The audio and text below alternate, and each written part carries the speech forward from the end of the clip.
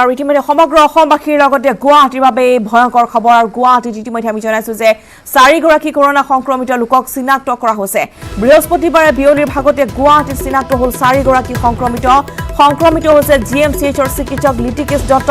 দীপিকা নাথ চানমাৰী সাফাই কৰ্মী সাগৰিকা দাস আৰু আনজন হৈছে সাংসাৰী দেৱৰাজ আচাৰ্য সৰুসজাই কোৱাৰেণ্টাইন চেণ্টাৰত আছিল দেৱৰাজ আচাৰ্য আৰু বহিৰাজ্যৰ পৰা আহিছিল এইগৰাকী ব্যক্তি আৰু ইতিমধ্যে 4গৰাকী চিনাক্ত কৰা হৈছে সমগ্ৰ অসমৰ লগতে গুৱাহাটীত আৰু ইতিমধ্যে শিলচৰত আন 4গৰাকী চিনাক্ত কৰা হৈছে আৰু একেটা দিনাই অসমত 8গৰাকী কৰোনা চিনাক্ত কৰা হৈছে কৰোনাত আক্ৰান্ত চিনাক্ত হৈছে আৰু এই মুহূৰ্তত খবৰ জনাইছো যে গুৱাহাটীত 4গৰাকী সংক্ৰমিত হোৱাৰ খবৰ লাভ কৰাৰ পিছত এতিয়া আতংকময় পৰিৱেশ বিৰাজ কৰিছে সমগ্ৰ গুৱাহাটীতে বৃহস্পতিবাৰ বিয়লিৰ ভাগতে গুৱাহাটীত চিনাক্ত হ'ল 4গৰাকী সংক্ৰমিত ইতিমধ্যে জনাইছো যে সংক্ৰমিত হৈছে জিএমচিএইচৰ চিকিৎসক লিটিকেশ দত্ত আনগৰাকী হৈছে দীপিকা বাছফৰ তেওঁ হৈছে মালতী বাছফৰ নাতিনী মালতী বাছফৰ কৰ্মৰত আছিল বি বৰুৱা কেঞ্চাৰ ইনষ্টিটিউটত সাগৰিকা দাস চানমাৰীত তেওঁ বাস কৰে তেওঁ এগৰাকী স্বাস্থ্যকৰ্মী আৰু আনজন হৈছে দেৱৰাজ আচাৰ্য সৰুসজাই কোৱাৰেণ্টাইন চেণ্টাৰত আছিল দেৱৰাজ আচাৰ্য এই মুহূৰ্তত জ্যেষ্ঠ সাংবাদিক ৰাজু বৰুৱাৰ সৈতে সংযোগ স্থাপন কৰিছো ৰাজু বৰুৱা ইতিমধ্যে ভয়ংকৰ খবৰ যে অসমত একেদিনাই 8গৰাকী কৰোনা আক্ৰান্ত চিনাক্ত কৰা হৈছে আৰু গুৱাহাটী মহানগৰী 4গৰাকী চিনাক্ত হৈছে এগৰাকী চিকিৎসক লগতে স্বাস্থ্যকৰ্মী চিনাক্ত কৰা হৈছে ৰাজু আৰু শেহতীয়া কেনেধৰণৰ খবৰ আপুনি লাভ কৰিছে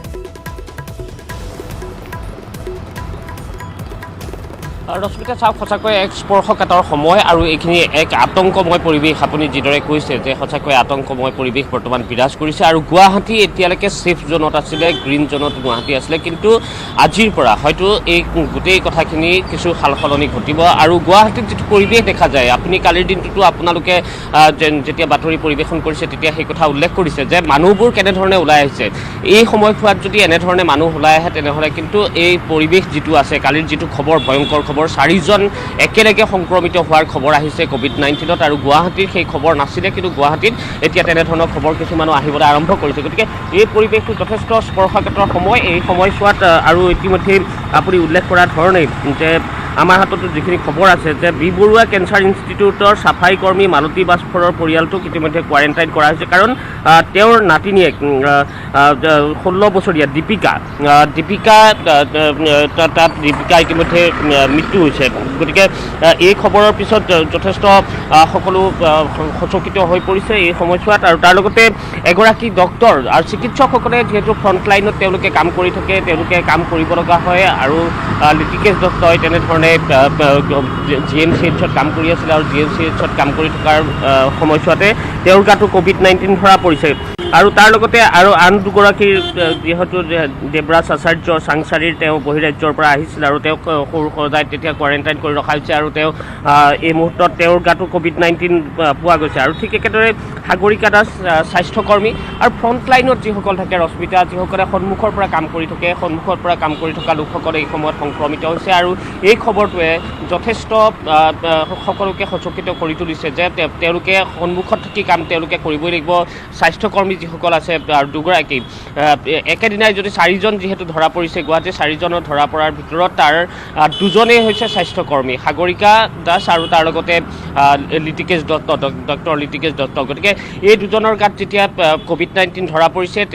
স্বাস্থ্যকৰ্মীসকলো হয়তো এই সময়ত কিছু সচকিত হৈ পৰিব পাৰে কিন্তু আতংকৰ এই পৰিৱেশৰ সময়তো তেওঁলোকে কাম কৰিব লাগিব তেওঁলোকে কাম আগবঢ়াই যাব গতিকে যিসকল আন লোক আছে যিসকলে বৰ্তমান এনেই বাহিৰলৈ ওলাই আহিছে তেওঁলোকে আন মানুহৰ সংস্পৰ্শলৈ আহিবলৈ বিচাৰিছে সেই লোকসকলক আমি পুনৰবাৰ সাৱধান কৰি দিব বিচাৰিছোঁ ৰশ্মিতা এই সময়ছোৱাতে যে তেওঁলোক বাহিৰলৈ ওলাই নাহিব তেওঁলোক ঘৰৰ ভিতৰতে থাকক তেওঁলোকে ঘৰত নিজকে আবদ্ধ কৰি ৰাখি এই যি কোভিড-19 আছে এই কোভিড-19ৰ পৰা তেওঁলোক যাতে বাচি থাকিব পাৰে কাৰণ একেদিনাই অসমত 8জন লোকৰ গাত কোভিড-19 ধৰা পৰিছে এইটো এটা ভয়াৱহ খবৰ আৰু গুৱাহাটী এই সময়লৈকে গুৱাহাটী বাচি আছিলে কিন্তু গুৱাহাটীৰ কালি বেয়া খবৰটো আহিছে আৰু এগৰাকী 16 বছৰীয়া কিশোৰীৰ ইতিমধ্যে মৃত্যু হৈছে আৰু তেওঁৰ গাতো কোভিড-19 ধৰা পৰিছে গতিকে এইটো এটা ভয়াৱহ খবৰ এই সময়ছোৱাত সকলো ঘৰৰ ভিতৰত থকাৰ সময় আৰু এই সময়ত ঘৰৰ ভিতৰত থাকি নিজকে বচাই ৰাখি সমাজখনক বচাই ৰাখি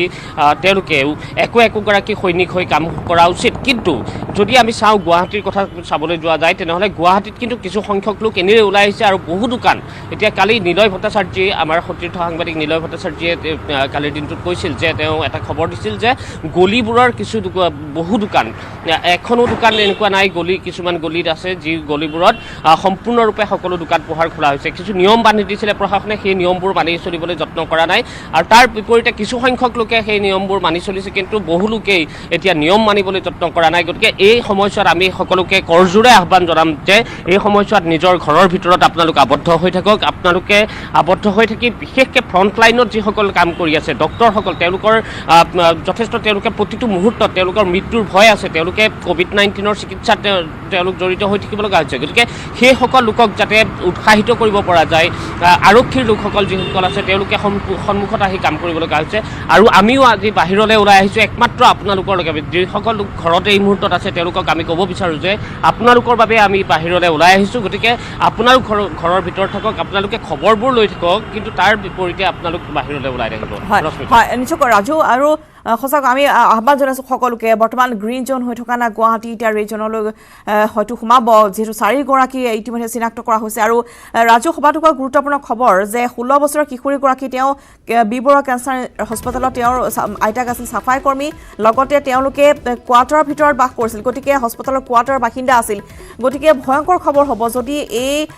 সংক্ৰমণ বা এই ভাইৰাছ যদি সংক্ৰমিত হয় যথেষ্ট বৰ্তমান যিহেতু বি বৰুৱা কেঞ্চাৰ হস্পিটেলৰ প্ৰৱেশদ্বাৰ বন্ধ কৰি দিয়া হৈছে ৰাজু গতিকে বৰ্তমান ৰাজ্য চৰকাৰৰ ওচৰত এক বৃহৎ প্ৰত্যাহ্বান যেহেতু কোৱাৰ্টাৰৰ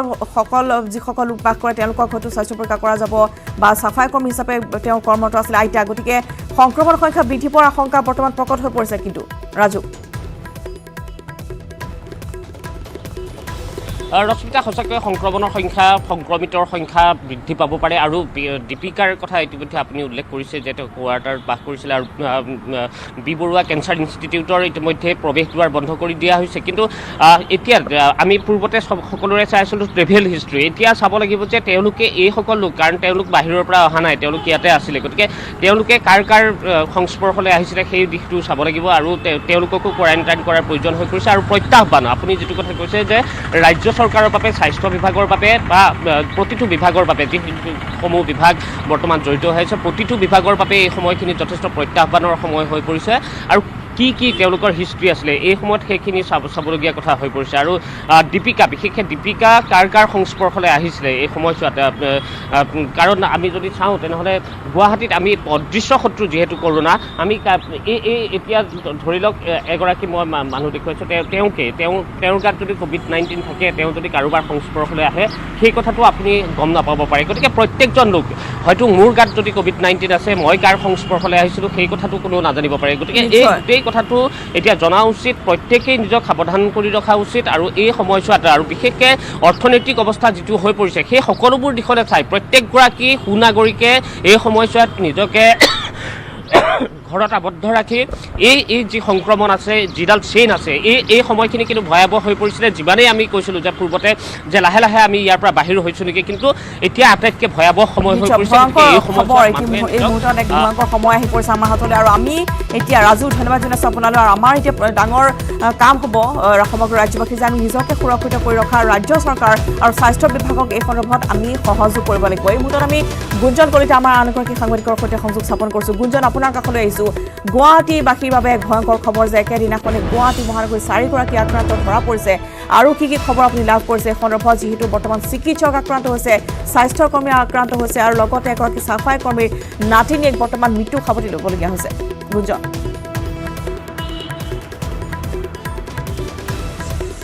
ৰশ্মিতা বৃহস্পতিবাৰৰ দিনটোতে আমি 8টাকৈ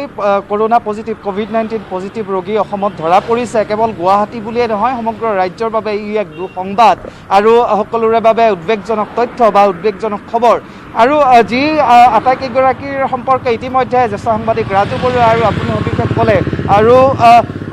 ইয়াৰ প্ৰতি লক্ষ্য ৰাখি এতিয়া কথাটো হৈছে যে গুৱাহাটী বৰ্তমান গ্ৰীণ জোনত আছে আৰু কালি আমি দেখা পাইছোঁ যে 4জনকৈ ৰোগী কেৱল গুৱাহাটীতে ধৰা পৰিছে তাৰ এগৰাকী বাহিৰৰ পৰা অহা লোক এতিয়া প্ৰশ্ন হৈছে যে গ্ৰীণ জোন দিয়াৰ লগে লগে গুৱাহাটী মহানগৰীৰ বিভিন্ন অনুষ্ঠান প্ৰতিষ্ঠান দোকান আদি যি নিয়ম অনুসৰি খুলি দিয়া হৈছিল যাতায়াত আদি সুচল কৰা হৈছিল বাছ আদি চলি আছিল কিন্তু এতিয়া প্ৰশ্ন হৈছে যে সংখ্যা বৃদ্ধি হোৱাৰ লগে লগে গুৱাহাটী এতিয়া য়েলো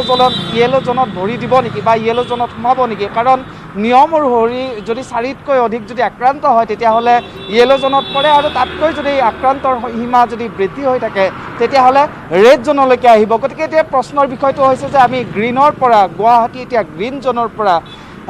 য়েলো জোন অভিমুখে এতিয়া যাব নেকি, সেয়া কিন্তু এই মুহূৰ্তৰ আটাইতকৈ ডাঙৰ কথা হিচাপে বিবেচিত হৈছে। আৰু এই মুহূৰ্তলৈকে যিকেইজন আক্ৰান্ত হৈছে আমি সবিশেষ তথ্যৰাজি আমাৰ দৰ্শকসকলৰ উদ্দেশ্যি জনাইছোঁ, কিন্তু স্বাস্থ্য বিভাগৰ পৰা এই সবিশেষ সম্পৰ্কে সম্ভৱতঃ আজি সংবাদ মাধ্যমক সম্বোধন কৰিব স্বাস্থ্যমন্ত্ৰী হিমন্ত বিশ্ব শৰ্মাই। আৰু তাৰ প্ৰাক্ষণত গুৱাহাটীত যদি এতিয়াৰ পৰিস্থিতি মই যদি দেখুৱাওঁ যে যথেষ্ট স্পৰ্শকাতৰ হিচাপে বিবেচিত হৈছে, যথেষ্ট চিকিৎসক পোনপ্ৰথমবাৰৰ বাবে অসমত আক্ৰান্ত হৈছে। সমগ্ৰ ভাৰতৰ প্ৰেক্ষাপটত যদি আমি কওঁ যে প্ৰায় 250গৰাকী চিকিৎসক এই কৰোণাত ধৰা পৰিছে, কৰোণাৰ COVID-19 ধৰা পৰিছে। এতিয়া আমি কথা কৈ আছোঁ ডক্টৰ লিটিকেশৰ কথা কৈ আছোঁ, তেওঁ কৰ্ণাটকৰ পৰা আহি গুৱাহাটী চিকিৎসা মহাবিদ্যালয়ত তেওঁ ইয়াত PG তেওঁ পঢ়ি আছিল, ছেকেণ্ড ইয়াৰৰ তেওঁ ছাত্ৰ আৰু তেওঁ মেডিচিন বিভাগৰ বুলি আপুনি ইতিমধ্যে ক'লে আৰু GMCHত স্ক্ৰিনিঙৰ সৈতে তেওঁ জড়িত আছিল। গতিকে এতিয়া প্ৰশ্ন হৈছে যে যেনেধৰণে উত্থাপন কৰি থকা হৈছে যে PP কিটৰ প্ৰসংগ, PP কিটসমূহ কিমান সুৰক্ষা প্ৰদান কৰিব পাৰিছে চিকিৎসকসকলক, সেয়াও কিন্তু এই মুহূৰ্তত এটা ডাঙৰ প্ৰশ্ন হিচাপে বিবেচিত হ'ব পাৰে। কাৰণ চিকিৎসক যদি আক্ৰান্ত হৈছে তেতিয়াহ'লে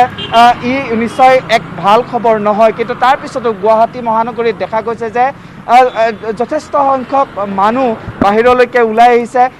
90% মাস্ক পৰিধান কৰিছে ঠিকেই, কিন্তু আন কেইবাজনো আছে এতিয়ালৈকে মাস্ক পৰিধান কৰা নাই। মই আছোঁ গণেশগুৰিত যদি মই দৃশ্য দেখুৱাওঁ, ইয়াত চব্জি বজাৰ বহিছে, ইয়াত বাছ আস্থান আছে, ইয়াত কিন্তু সামাজিক যি দূৰত্বৰ কথা আমি বাৰম্বাৰ কৈ আছোঁ, চৰকাৰে কৈ আছে, সকলোৱে কৈ আছে, সামাজিক দূৰত্ব কিন্তু সকলোৱে যেন এলাগি কৰি চলিব বিচাৰিছে সামাজিক দূৰত্বৰ বিষয়টো। গতিকে এই যদি আমাৰ এনেধৰণৰ যদি ইয়াত পৰিৱেশ হৈ থাকে, মানুহৰ যদি অসজাগ হৈ থাকে, তেতিয়াহ'লে অনাগত দিনত কলৈকে যাব সেই বিষয়ে ক'ব পৰা নাযায়। কাৰণ যি 8জন ৰোগী শেহতীয়াভাৱে ধৰা পৰিছে বা যি 4গৰাকী গুৱাহাটীত ধৰা পৰিছে, যিগৰাকী চিকিৎসকৰ কথা ক'লে যে তেওঁৰ জ্বৰ কাহ চৰ্দি হৈ আছিলে, কিন্তু আন দুজনৰ তেওঁলোকৰ কোনো ধৰণৰ লক্ষণ নাছিলে। যিটো ICMRে কৈ আছে যে কৰোণা শেহতীয়াভাৱে কোনো ধৰণৰ লক্ষণ নোহোৱা হৈছে বা এচিম্পটমেটিক বুলি কৈছে। গতিকে সেয়া আটাইতকৈ গুৰুত্বপূৰ্ণ বা আটাইতকৈ তাৎপৰ্যপূৰ্ণ দিশ হিচাপে বিবেচিত বৰ্তমান সময়ত হৈছে। কাৰণ দিল্লী, মুম্বাই আদিৰ নিচিনা চহৰৰ কি অৱস্থা হৈছে আমাৰ দৰ্শকসকলক নকৈ কোৱাৰ প্ৰয়োজন নাই। কিন্তু তেনে প্ৰেক্ষাপটত যদি এতিয়াও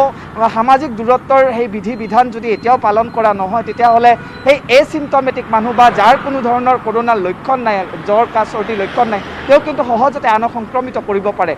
ৰশ্মিতা, হয়, নিশ্চয়কৈ এগৰাকী চিকিৎসক আক্ৰান্ত হৈছিল, লিটিকেশ দত্ত, তেওঁ PG কৰি আছিলে আৰু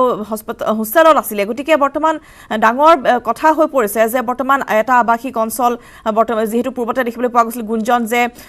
চিল কৰি দিয়া হৈছে, কালিৰ দিনটো দেখিবলৈ পোৱা গৈছে 12খনকৈ গাঁও চিল কৰি দিয়া হৈছে শিলচৰত, য'ত আক্ৰান্ত আছিল এগৰাকী ব্যক্তি। গতিকে বৰ্তমান যিহেতু গ্ৰীণ জোনত আছে গুৱাহাটী মহানগৰী, তাৰপিছতো কিন্তু মানুহে শিক্ষা লোৱা উচিত। বৰ্তমান পুৱাৰ ভাগত আপুনি ছবি দেখুৱাইছে যে বহু লোকে বৰ্তমান বাহিৰলৈ ওলাই আহিছে, কিন্তু বৰ্তমান আক্ৰান্ত সংখ্যা বৃদ্ধি পাইছে। গতিকে আমি নিজে সাৱধান হ'ব লাগিব, ৰাজ্য চৰকাৰক, স্বাস্থ্য বিভাগক এই সন্দৰ্ভত আমি সজাগ সহযোগ কৰিব লাগিব, সজাগ হ'ব লাগিব নিজে আৰু সহযোগ কৰিব লাগিব। কেৱল চৰকাৰলৈ আশা কৰি থাকিলে নহ'ব। গুঞ্জন, ডাঙৰ প্ৰত্যাহ্বান এতিয়া ৰাজ্য চৰকাৰৰ সন্মুখত। চাওক, কালি আমি সৰু সজাইত মন্ত্ৰী ডক্টৰ হিমন্ত বিশ্ব শৰ্মাক পাইছিলোঁ আৰু তাতে তেওঁ এটা ইংগিত দিছিলে যে অতিকৈ জটিল সময় সমাগত হৈছে অসমৰ বাবে। কাৰণ যিসকল বাহিৰত আবদ্ধ হৈ আছিল লোকসকল, তেওঁলোক এতিয়া উভতিবলৈ আৰম্ভ কৰিছে, তেওঁলোকক উভতাৰ বাবে সকলো ব্যৱস্থা চৰকাৰৰ ফালৰ পৰা কৰি দিয়া হৈছে। আৰু তাকে ইংগিত দি মন্ত্ৰীগৰাকীয়ে কৈছিল যে আটাইতকৈ জটিল সময়ত এতিয়া অসমে ভৰি দিছে। গতিকে আৰু তাৰ প্ৰমাণ আমি কালিয়ে দেখা পালোঁ যে একেদিনাই 8গৰাকী লোক আক্ৰান্ত হৈছে, COVID-19 ধৰা পৰিছে, তাৰ এগৰাকীৰ মৃত্যু হৈছে। গতিকে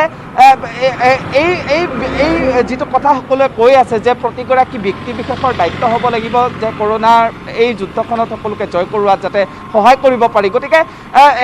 অধিকাংশই এই দায়িত্ব সহকাৰে নিজকে ঘৰত আবদ্ধ কৰি ৰাখিছে, মাস্ক পৰিধান কৰিছে, বাহিৰলৈ ওলাই আহোঁতে সামাজিক দূৰত্ব বৰ্তাই ৰাখিছে। কিন্তু এতিয়াও এনে বহু লোক আছে যিয়ে সামাজিক দূৰত্বৰ কোনো ধৰণৰ তেওঁলোকে পালন কৰা আমি দেখিবলৈ পোৱা নাই। আৰু চিটি বাছসমূহত কিছু সময় পূৰ্বে আমি ইয়াত থিয় হৈ থাকোঁতে দেখিছোঁ যে চিটি বাছসমূহত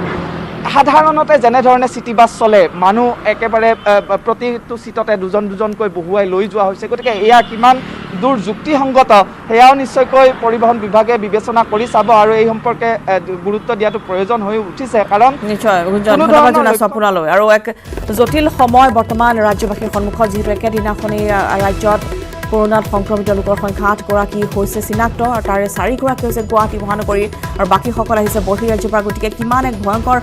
জটিল সন্ধিখন এই মুহূৰ্তত আপোনালোকে নিজে অনুমান কৰক আৰু গতিকে বিনা কাৰণত বাহিৰে নোলাব বৰ্তমান হিমন্ত বিশ্ব শৰ্মাই এনেধৰণে আহ্বান জনাইছে সকলোকে যাতে সকলোৱে সজাগ সাৱধান হৈ থাকক আৰু এই ক্ষেত্ৰত স্বাস্থ্য বিভাগক সহযোগ কৰক যিহেতু নিজে সুৰক্ষিত হৈ থাকিলেহে আমি সহযোগ কৰিব পাৰিম ৰাজ্য চৰকাৰ গতিকে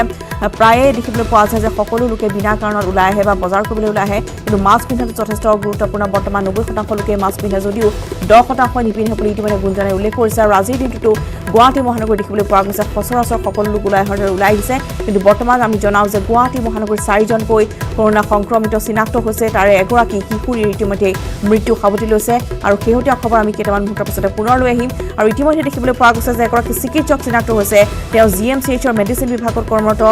PG কৰি আছিল তেওঁ ছেকেণ্ড ইয়াৰৰ ছাত্ৰ আছিল ইটিকেশ দত্ত তেওঁ সন্দৰ্ভত ইতিমধ্যে আমি জনাইছোঁ যে তেওঁ চিনাক্ত কৰা হৈছে কৰোনাত আক্ৰান্ত বুলি গতিকে বৰ্তমান হোষ্টেলৰ যিসকল লোক আছে তেওঁলোকক কোৱাৰেণ্টাইন কৰা হ'ব স্বাস্থ্য বিভাগে এই কথা সদৰি কৰিছে